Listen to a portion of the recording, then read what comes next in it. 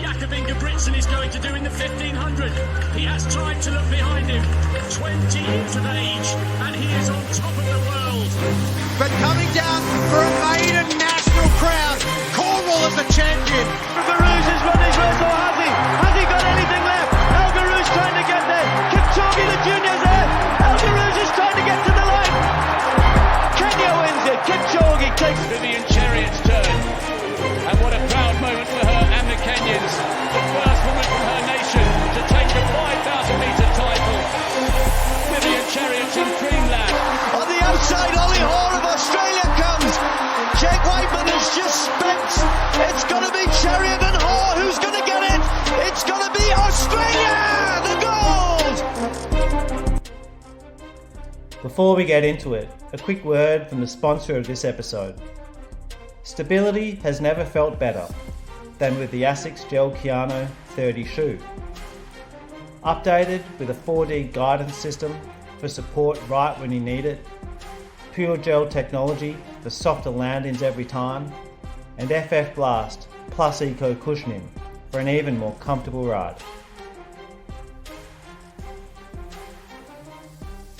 In early 2022, we sat down with James Templeton, the manager of Peter Bol and Joseph Deng, among others, and we dived deep into the world of elite athlete management.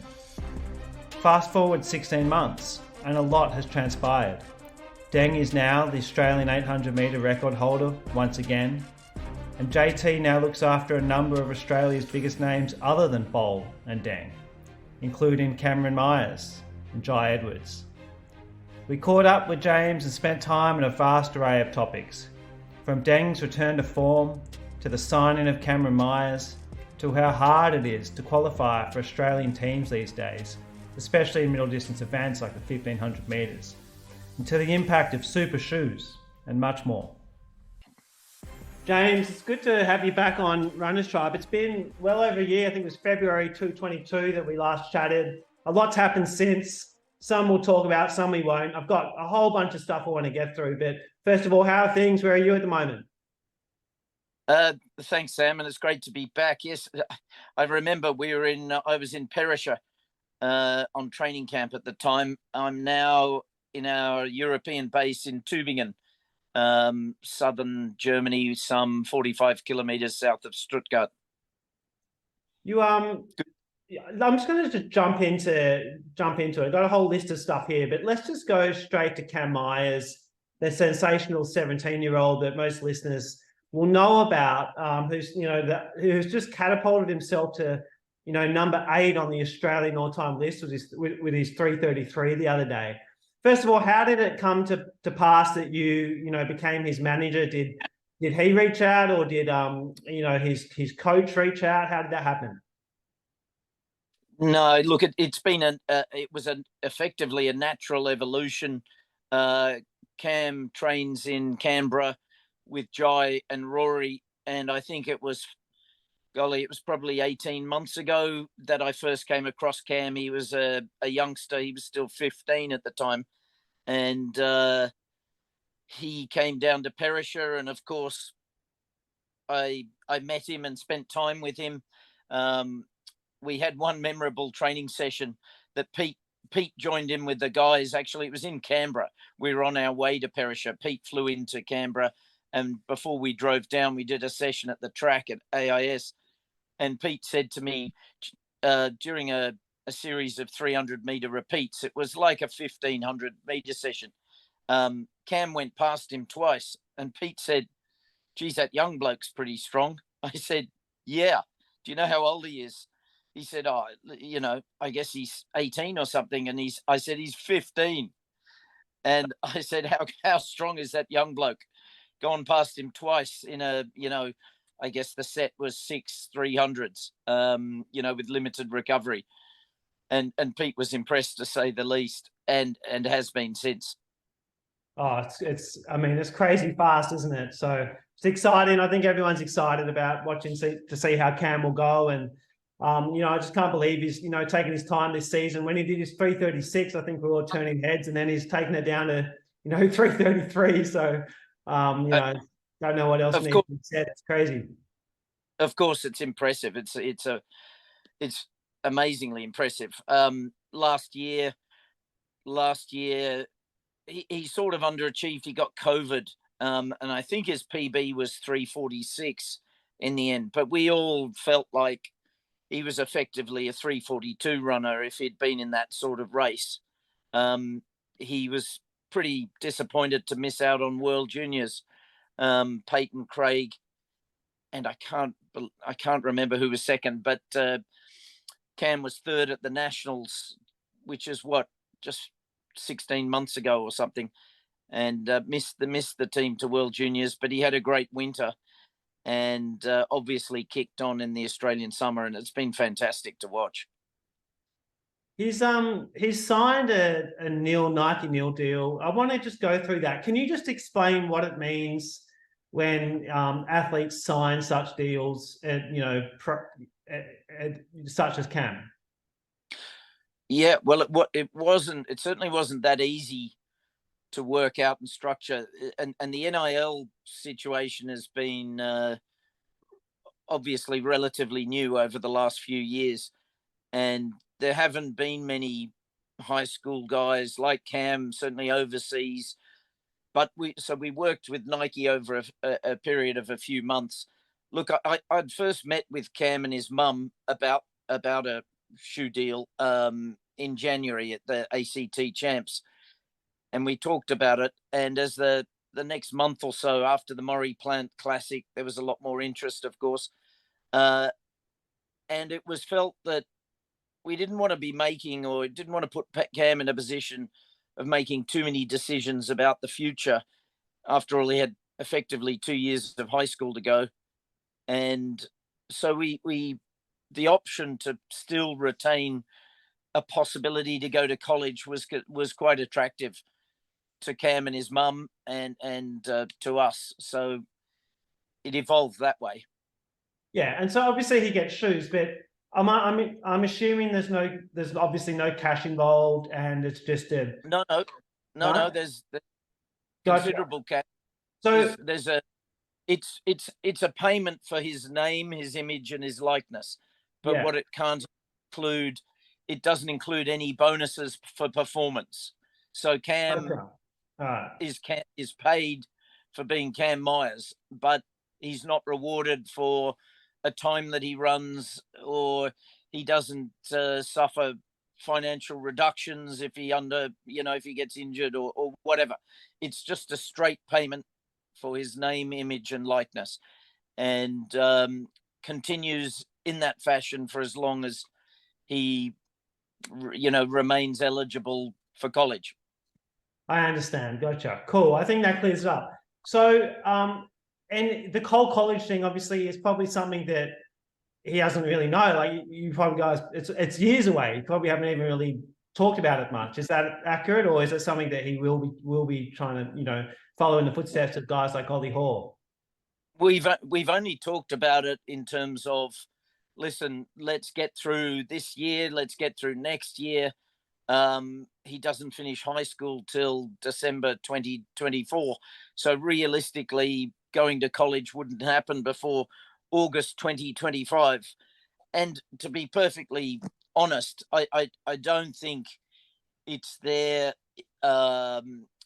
in terms of him spending 4 or 5 years in America. It would be more, I would imagine, a year or two, the opportunity to live the life of a young guy, of an 18-year-old. We've talked all along. I'm conscious of not imposing on a 17 or 18-year-old the life of a 28-year-old. He's a young man, and you still want him to give him the opportunity to live that sort of life.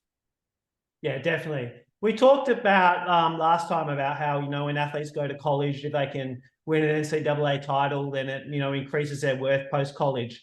Is that that probably doesn't really come into it, right? It's just get into college, have some fun, get some hard racing in his legs, but it can't do guys like Ollie Hall any harm when they walk away with an NCAA title.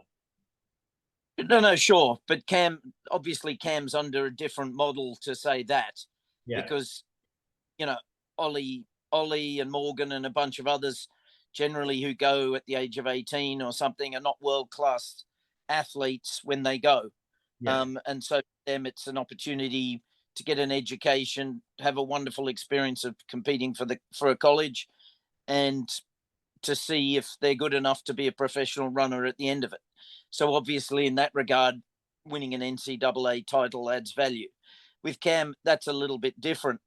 I went to Albuquerque this year for the indoors, and I was watching the mile and the 3K, especially the 3K. I thought, gosh, wouldn't that be a wonderful opportunity for Cam to test himself over 3,000 indoors while at college? It would be great. So that's a big part of it. Now, I don't know. I can't tell you for sure whether it's going to happen. There's a lot of water to pass under the bridge in the next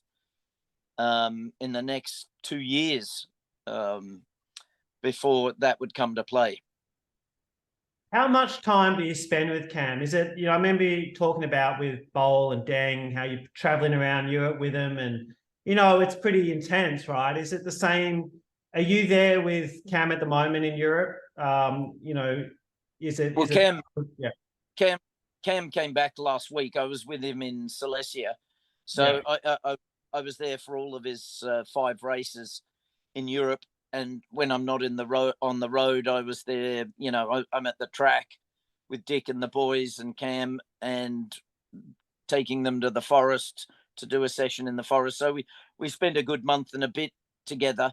In terms of how much time I've spent with Cam, I don't know if it's 3 or 4 trips we've had to Perisher together. So it's been quite a lot. I know Cam pretty well over the last, year and a half. Cool. Hey, I want to talk about Perisher later, but for now, let's move on to Joe Deng, who obviously, there's a lot of very happy people who have, been very pleased to see him bounce back and go sub, be the first Aussie sub 144. How good is that feeling? You've stuck by him and said very nice things about Joe Deng for many years. It must be just a nice kind of feeling for you, for the team. It's fantastic, of course. I recall saying last Feb when we talked that not to give up on Joe, that I was still confident we had some pretty good things ahead. And he ended up running 144.69 last year, and then kicked on this year. We came over early May. I think it was 8th of May. He'd run well on the Run the Tan. He was in good shape. He'd trained well. He'd had a couple of stints in Perisher. Ran well at the end of April, Run the Tan. It took him a few races just to get his feet in an 800 setting, but we went to Strasbourg on 16th of June, and it was great seeing him, get his World Championships qualifier. He ran 144.48. 49, I think, and then he kicked on, and he's early July. He's also got his Olympic qualifier out of the way, which is fantastic. So it's all systems go for Joe this year, heading to Budapest, and then of course we'll plan for a big year next year in Paris. At Monaco last weekend, he obviously AROP. I mean, that first lap was just crazy. Probably a little too fast, I think. And obviously Joe was at the back going through the 400 split. How did he find Monaco? And how what's your view on post race report on that? He loved being back in Monaco. I personally don't. The race didn't quite fit his way. He got a good start and he came round the bend well, and I think he was planning to be well up in 3rd, 4th place. Into the back straight and through the first 200. He just got it. It always happens in an 800 with a dozen guys of very equal standing. You need to get just through that little coming together after 100 meters, and he just got balked a bit and got shunted to the back, which wasn't where he intended to be. And I think it just affected his rhythm a bit. Look, it wasn't a bad run by any stretch. it's not his best race of the season. You'd say his 1:43.99 in Leon was, but it's fine. It'll set him up nicely. Incidentally, he's now had to leave Europe. You know, we've got this issue of 90 days under Schengen visa. You can't just stay indefinitely in Europe. So Joe's got about 10 days left. So he had to get out of Europe. He's training in the altitude in Morocco right now. Oh, that's cool. Whereabouts in Morocco is he? He's in Ifrane. Oh, cool. There's dozens and dozens of international athletes there. Obviously Moroccans, Al Bukhali's there, and a bunch of them. And Joe was really excited to be heading off. He'll go straight from there to Budapest. What's the altitude in there in Morocco? Look, that's a good question. From memory, I think it's about 1600, 1650. It's not crazy. If it was crazy high, it wouldn't be that appealing. You know, if it's 2300 or something, there's a huge difference. People would be shocked at the difference between 1600 and 2300. On the body, the effect is it's twice as much seemingly. You know, it's incredible the difference, say, those extra 700 meters makes. What has come good with Deng this year? You know, over the last few years, it's kind of been around, but been a bit on and off. And what is it about this year that came together? Well, it came together last year for him. He ran his 1:44.69, but then it had a bit of a quad issue even before that race. But his Achilles became sore during that and didn't recover particularly well, and kept being a niggle over the coming weeks, and he didn't end up racing again. And then, you know, after you've missed a certain period, it's a case of, well, I can't really come back now. So it was last year was unfortunate. Joe was actually in Eugene. We still hoped he was fit to compete, but he'd missed a bit of training, and we made the wise decision to pull out of Eugene. He wasn't in 1:44 shape by the time we got there. So, you know, last year just didn't come together, but this year has, and that's great. We don't think that's the limit. You know, the 1:43.99, I don't think's the limit of his running in the next year or two. Cool. Hey, I don't really want to talk about Bol much. You know, all the stuff has been covered extensively, even on Runners Tribe. You know, there's articles out the yin yang, and it's just, I think everyone just wants to move on, right? But on a pure elite performance note, how has he been? You know, he's obviously returned to form. He's posted a 1:44 low. How is the team feeling about Pete coming into Budapest? We're thrilled with Pete. I mean, it's I can obviously say that it was a tough period for him, and it was a big relief when, you know, that provisional suspension got lifted. He was free to compete. He was back into it. He had a fun little trip. He was in SAS Australia, and that was great. That was a bit of a reset for him mentally, and resumed his running training, you know, March, April.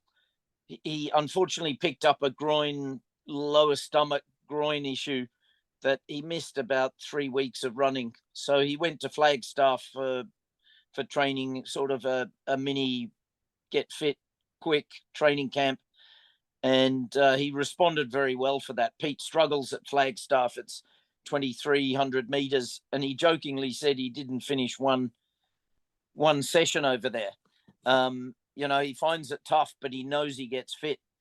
And he arrived back in Europe and very quickly hit the ground running in his races. We're all thrilled. It was fantastic to get him over here with the young guys and have him back in the team. And he's responded really well to all the races he's had. So Pete kind of struggles more at Flagstaff than, you know, a lot of the other athletes that go up there with him. Is that just his body, or? I think it's just his body. I don't know. 800 runners I mean, 800 runners don't usually head to altitude. You know, they're not distance boys. Yeah. They're they're not. Yeah. So 2,300 meters. Pete's been before. I think the last time, a long time ago, 2018, and he's got a funny story of being dropped twice by Lyndon on a training run. You know, she dropped him. He waited for her. She picked him up again on the way back, and she dropped him again. You know, he said it's unbelievably tough for him, but he wanted to go back, and so we've got a good relationship with Stephen Haas, whose group, manager of Abby Caldwell and Jess Hull and a bunch of others. So Haas is based in Flagstaff. So Haas and his group took well care of Pete. It was easy to organise housing, and he jumped in with sessions. And he loves it up there, but he finds it tough. But he gets fit. Awesome. Hey, I want to just quickly move on to Jai and Rory, Jai Edwards and Rory Hunter. Obviously, 2 years ago, Jai, punched out that 3:49 mile in I think it was Oslo, Yep. which was obviously a stunning time. And then you went to, it's been 2 years since then. How's Jai? How's he going? How's his body? And what's the latest with Rory as well? Yeah, I mean, look, it's the story's it's one of frustration for both the guys, but I guess you'd say Jai in particular. Last year he was plagued with an Achilles issue and missed most of the Australian season. Only ran a 3K in Sydney, and then his Achilles seized up, and a lot of the next 6 to 9 months was dealing with the Achilles. He similar problem this year. He actually got very fit. April was majestic. Ran a fantastic lap of the Tan at the end of April. Came to Europe and had 3 early races and looked very promising. He was third in Hengelo. That was a little frustrating. It was pretty much the 1:1500 of the summer that the pace hasn't been on, and people pushing. Jai finished third, just marginally behind a couple of guys who've subsequently run 3:30, and Jai was pretty much in 3:33 shape right then at the beginning of June. He got a spasm in his calf, didn't run a step for basically 3 weeks, and we've kind of struggled to get him back. Maybe the rehab and the training we've perhaps done a bit too much. He's had a couple of disappointing runs since. I mean, life's tough here in Europe, and the season could be over for him before we know it. Yeah. So Jai's somewhat frustrated, and that was probably an understatement. I mean, it's clear how damn good he can be, right? Like when he's not injured and when he's fit, I mean, he's just amazing. Yes, that's right. And look, I keep a very positive stance on it, and tell Jai, listen, what you need is obviously 6 months continuity, and leading into the Olympic season next year, none of us would write him off, but we need to get that. We need to find a way to get that 6 months into him, and that's the plan right now. We're as we sit here at the end of July, we're focused more on next year, I think it's fair to say. And how's Rory going? Well, Rory's had a tough time of it. He was super fit in Australia, ran really a great race, World Cross Trials in January, made the team, had some hamstring issues and just niggles, and we delayed his start in Europe, and it hasn't really come together for him. I guess you could say he's been equally frustrated with how this season's gone for him in Europe. I know you manage a few other athletes too, 800 guys, a few Ben Liddy coached athletes, Jai Perrott and Lockie Raper, and then there's Brad Mathis, who's coached by Ronaldo as well.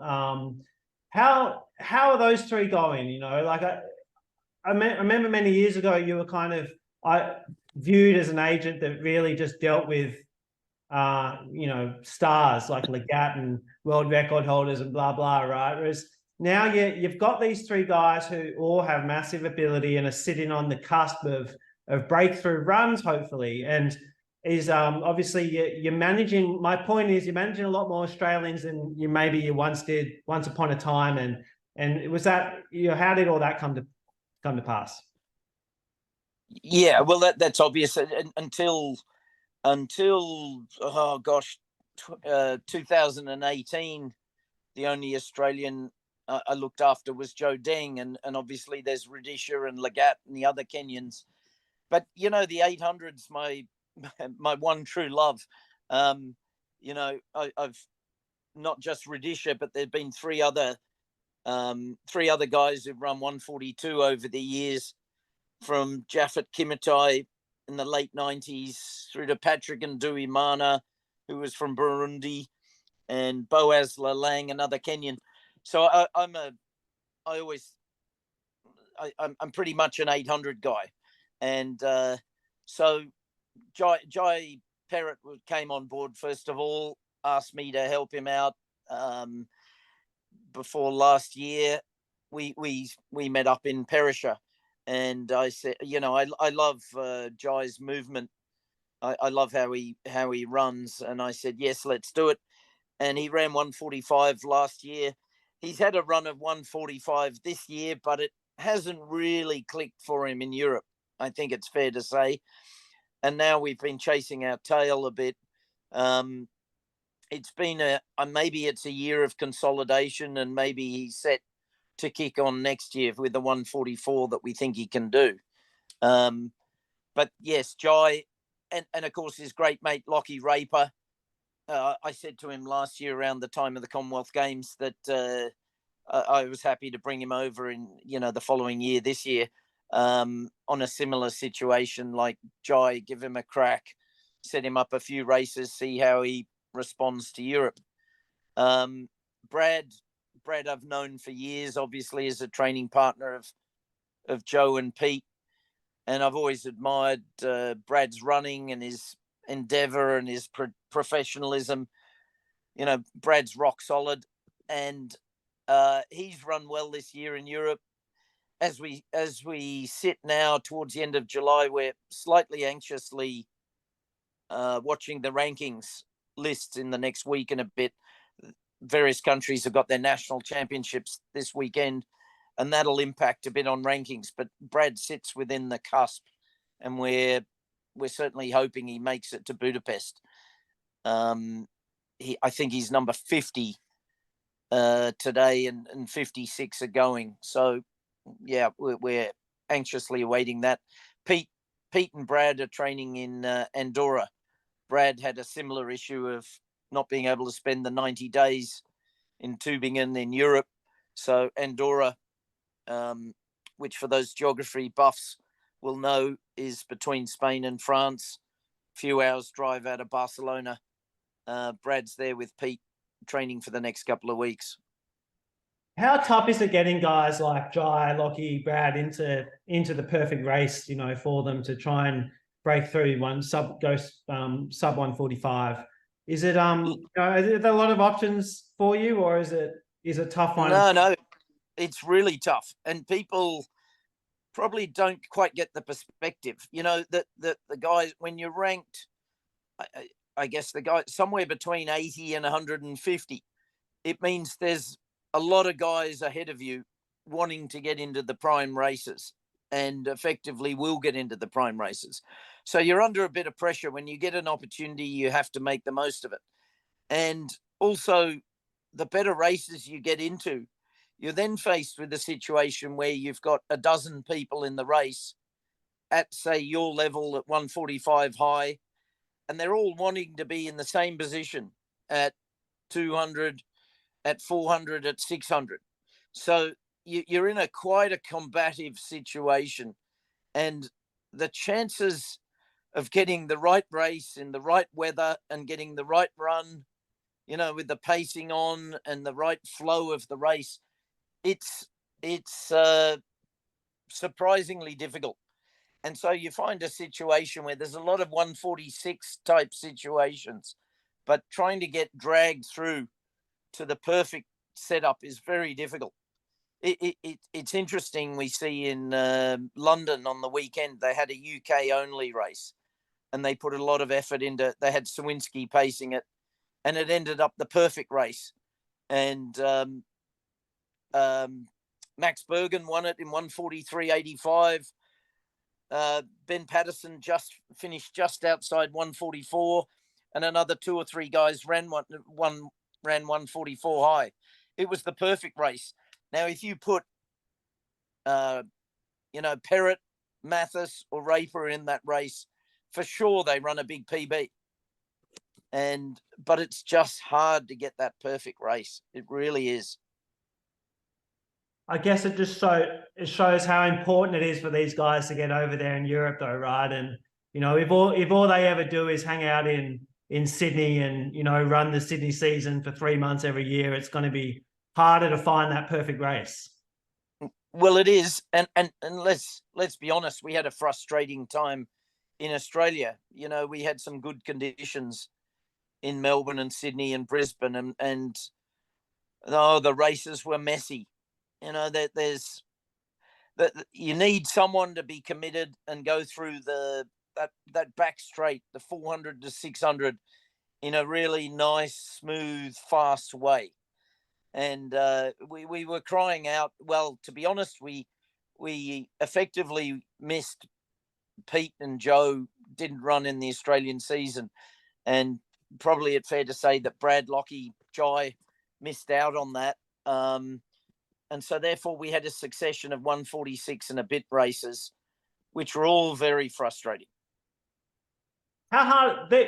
Last question on Jai, Lockie, and Brad. How hard is it getting guys, just below that cusp of making it, to the world champs, Olympics, or whatnot, sponsorship? I think all those guys are on shoe deals, but is it a bit tougher, from that perspective as well? Yeah, of course it is. Of course it is. I mean, Jai landed a Puma deal last year after running in Europe, impressing in Europe. Brad's looked after by New Balance. I think it's fair to say not a massive deal, but he's looked after by them. And Lockie, doesn't have a shoe deal. And you really need to kick on a bit and do something quite impressive to land a deal. It's not easy, to answer your question. Not easy. Okay, so there's also a few other athletes you look after: Sarah Carley, Lauren Bruce, Tess, Kirstel Cole. I just wanted to, bring these athletes up and get a bit of an update on what's going on. Yeah, well, I manage them, all 3 of them. They're not based with me in Tübingen, so they're a little bit, different to the middle distance boys who are here with me. But I've just come back from Madrid yesterday, and I was there with Sarah, who came 5th in the 400 hurdles, and Lauren Bruce, New Zealand hammer thrower, came third in the competition there. So it was a fun meet. I was there with Pete and Brad and Lauren and Sarah. We had a great few days together. They're going well. Tess is on the cusp. She's with Craig Mottram in the On Group in Melbourne, and she's back in Melbourne right now. It's not impossible that she make the team for Budapest, but it's probably unlikely. But Sarah and Lauren will both be there, and that's great. So I just do my little bit to help them get a few competitions in Europe and achieve what they can in the lead up to major championships. Is Tess the only athlete that you've been working with Craig and the On Group in Melbourne with? Yes. Yeah. Yes. Yeah, awesome. So let's move on to Perisher. You bring Perisher up a lot, and how vital is that Perisher base and using it as a training camp, during winter and stuff in the off season?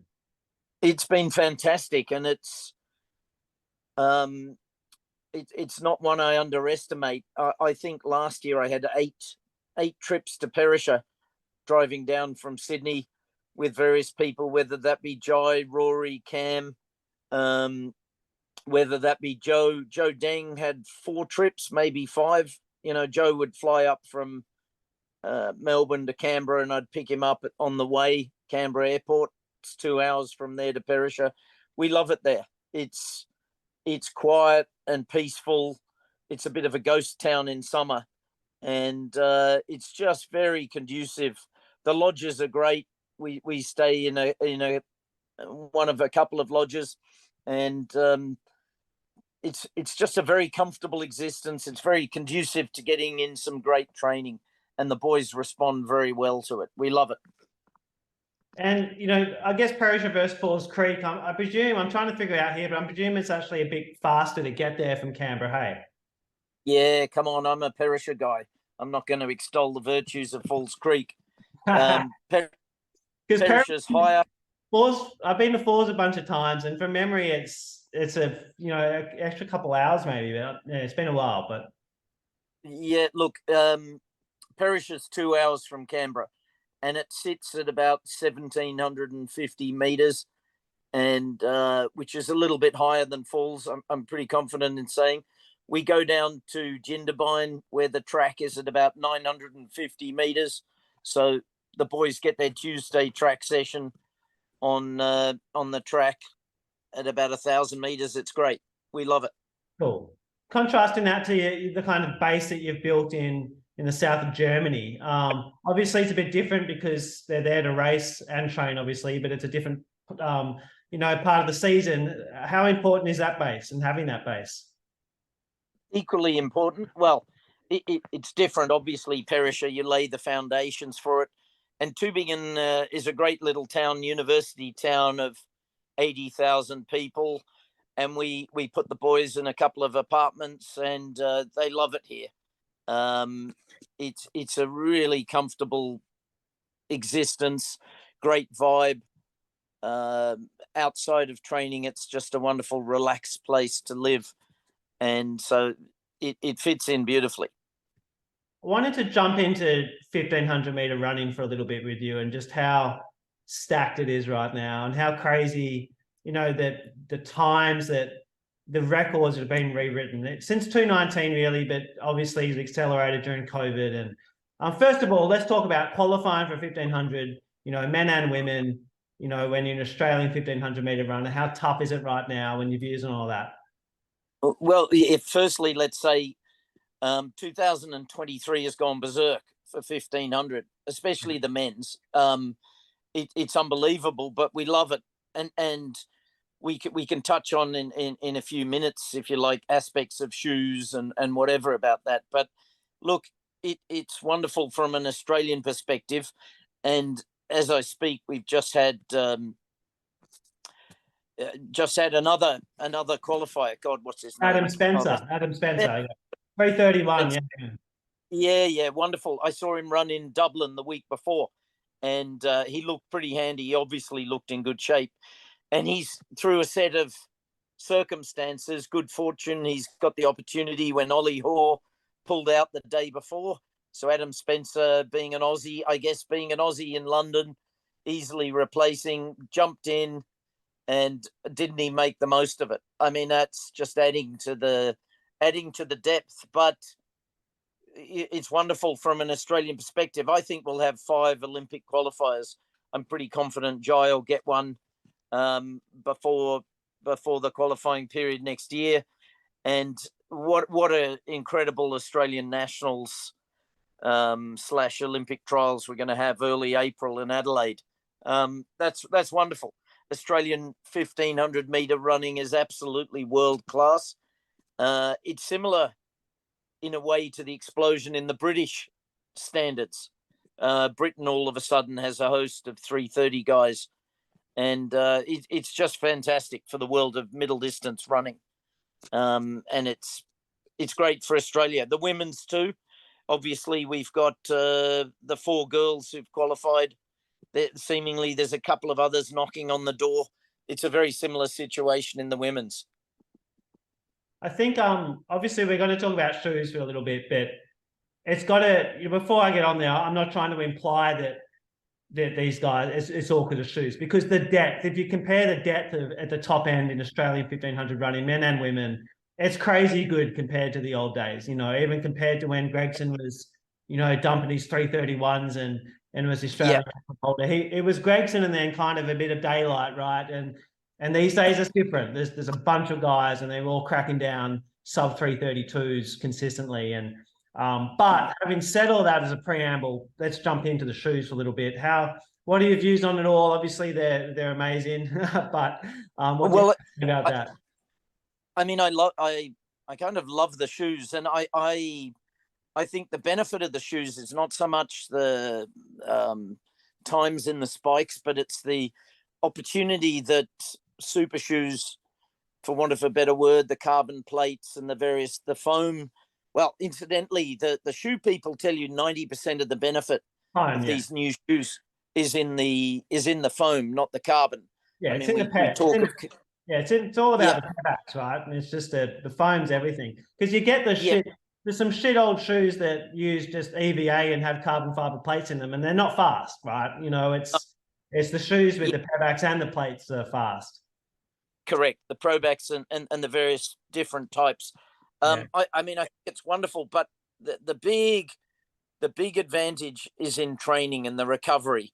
And the guys, people will talk about, I don't know, 10 years ago, as late as 10 years ago. I listened to a very good podcast, Ben True, the American distance runner, first spoke about this about 18 months, maybe 2 years ago, and saying how there's certain sessions he regularly did 4 times a mile or whatever. And he said his legs would be trashed for days afterwards. And he said, now you feel like your legs feel like they could do it again the next day. The recovery from the sort of sessions that really promote your fitness, the recovery from those sessions is definitely enhanced. And I think over the last couple of years, the gradual impact of that, 1,500 runners are effectively quasi-distance runners. They're running anywhere from 125, 130 Ks up to 150, 160 Ks a week. They're distance runners, but they're also running with a certain intensity that comes when you're training for an event, 56, 57 seconds a lap. So they're able to do both. They're able to get the miles in their legs. They're able to get the intensity. They're able to combine the both. And over the last 2 years, the cumulative effect of that sort of training has just seen everyone, I think, able to get out the sort of performances that they were all probably capable of. Years ago, there were still people running 330, 331, but it wasn't in bulk. And now we're seemingly getting it coming from all corners of the globe. People, French, Spanish, American, Moroccan, British, Australian. It's just fantastic. Yeah. Every time an Australian, runs a men or women 800, 1500, nearly other events as well, top 10 performance, Runners Tribe publishes an article and lists the top 10. And with Adam Spencer's run, it took him to 4th all time with his 331.81 and knocked. It notably knocked Craig Mottram out of the top 10 of all time. And, Mottram's best was 333 high. I know he didn't really run many 1500s, to be fair. He kind of, he could have run a lot more. But you look at it and think, shit, like if Mottram was around these days, I'm sure his PB would be substantially faster. I'm sure it would. I'm sure it would. Yeah. And look, the shoes, the spikes have been, obviously it's been somewhat controversial in recent years.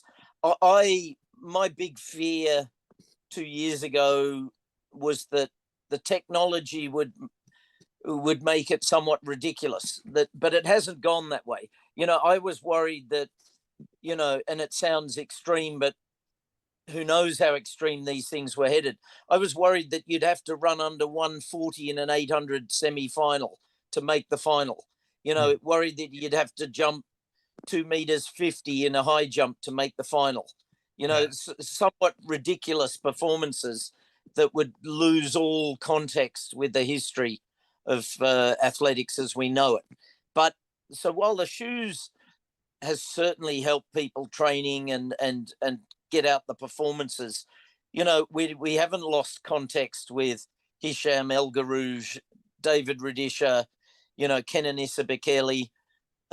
Yes, Jacob appears to be knocking on the door of Hisham's 1500 world record, but he ain't blowing through it, you know, and Lagat's 326s and 327s are still holding strong.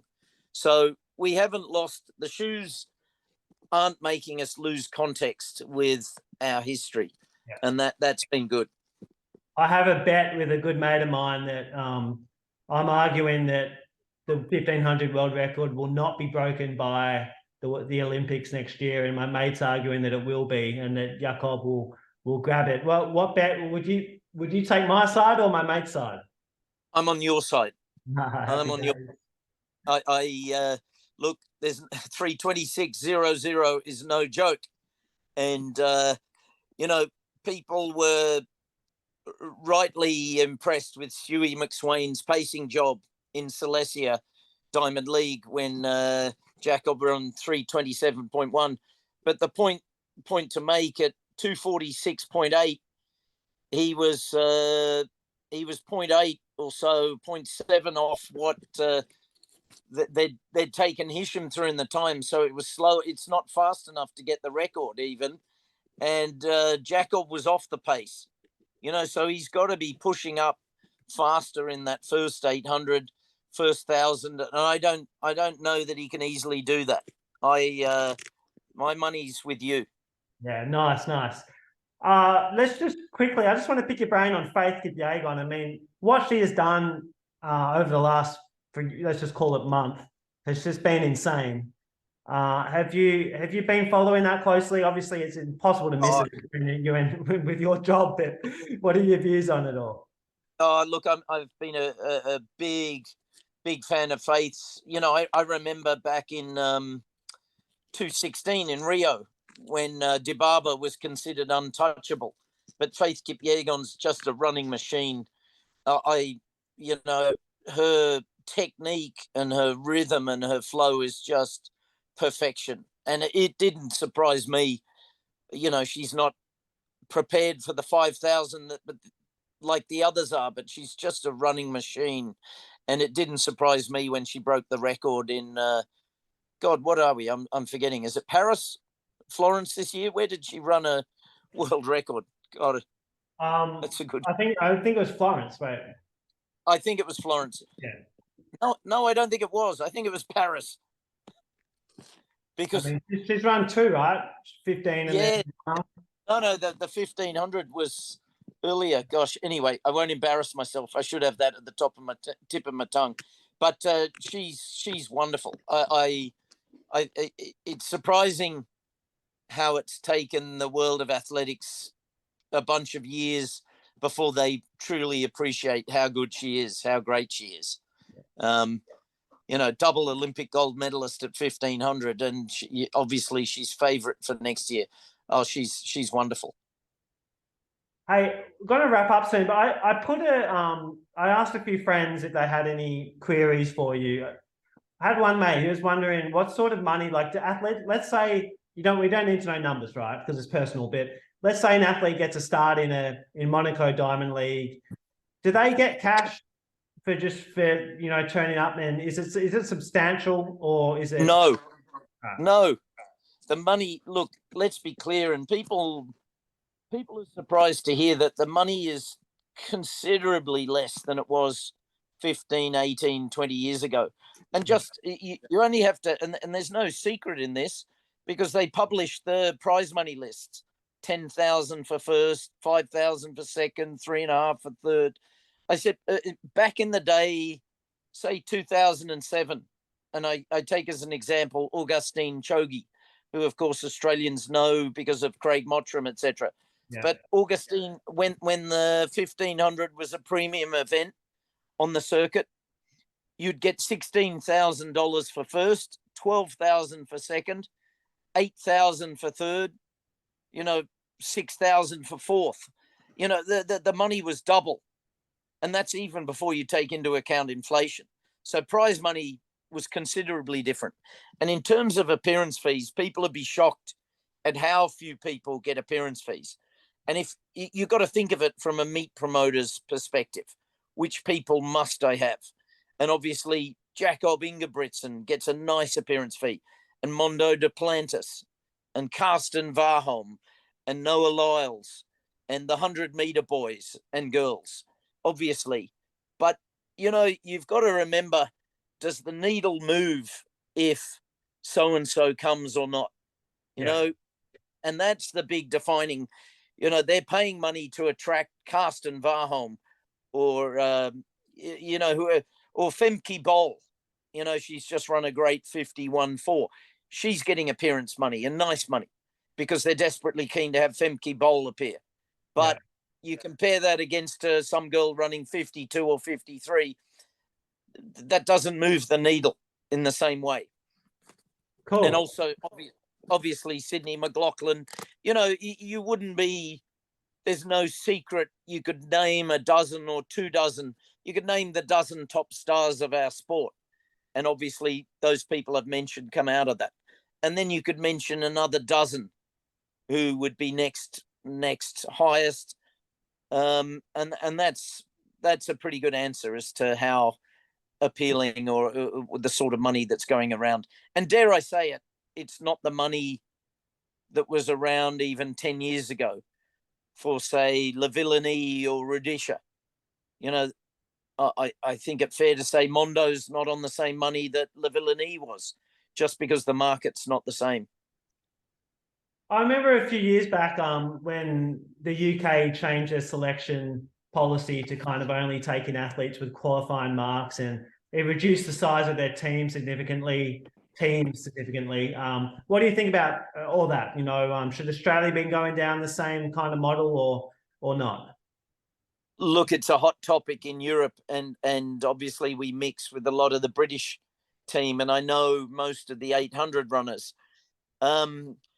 Look, they haven't really been crying about it. Their attitude, most of the top contenders of the world are, if I can't get the automatic, what the hell am I doing going there?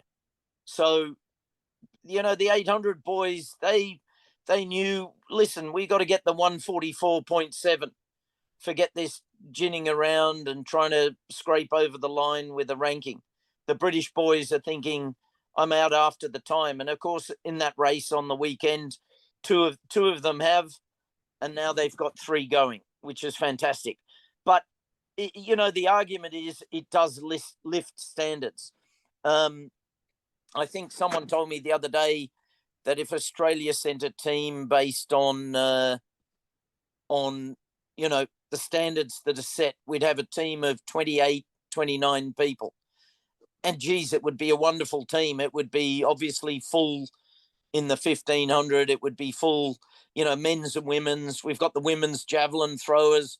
We've got the women's high jumpers. We've got Curtis and Nina in the pole vault. We've got the 800 people.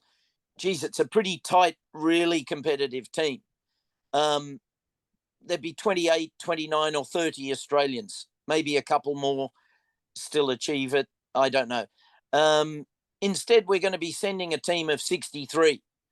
And it is a bit different from the past. I recall, gosh, is it 20 years ago, where you had to be considered to be semi-final material, which back then was top 16. They didn't have the 3 semi format. So in Australia, unless you were considered really valid, your time was considered to be a good chance to make the top 16. You weren't going to be chosen. And so now we've got, obviously it's considerably softer. The British have gone to the approach that Australia had back in the day. I think France has a similar approach. Sweden does. You could say that there's a fair portion of the Australian team, happy to be there. They're probably not going to be as competitive making semi-finals and the like. I don't know. I wouldn't like to say just make it automatic. You've got to have a few. You've got to leave yourself open to have a few selections on top of that. But Australia has somewhat softer qualification than most, and also let's be honest, Australia has a big advantage that we have a gold meet and a silver meet in Australia in our domestic season, plus the nationals. And we're in a situation geographically that Europeans aren't travelling to compete in our gold meet and silver meet. So Australians have a considerable, advantage, if you like, in qualification. And then you don't get me started on the Oceania Championships. There are a few anomalies in the ranking system, and obviously anyone would say it's ridiculous that the NCAA's is considered on the same level as, say, the Australian University Championships, but they are. And the Oceania Championships at the same time are considered the equal of the European Championships. And that would seem to be a bit of an anomaly. So I don't know, but Australia certainly can't complain about the ranking system. We're probably one of the countries that has the biggest advantage from it. Away from the track, I hear you have a passion for Tottenham Hotspur. What do you think about Ange? I have a big passion for Tottenham Hotspur, and I'm a big fan of Ange Postecoglou. He's going to transform my club this year. It's been obviously from an Australian perspective, it's fantastic to have a guy in the Premier League. I'm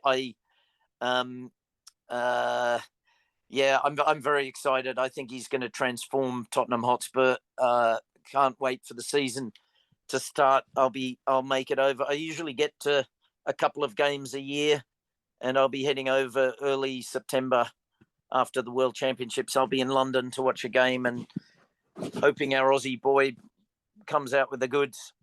Nice. Are you following the Women's World Cup? Of course. Yes. Yeah, nice. Yes. Nice. And I'm a bit worried about Sam Kerr's injury. Yeah. I don't see us being anywhere near as competitive without her. And that's the case for most football teams, AFL teams. You lose your superstar, and it has an impact psychologically and also on performance. But I'll be. I was in Madrid on the weekend, and my Spanish friend said, "Watch for Spain," and I hear they were fairly impressive in the last couple of days. Yeah. So I think Spain are the countries to look for. Nice.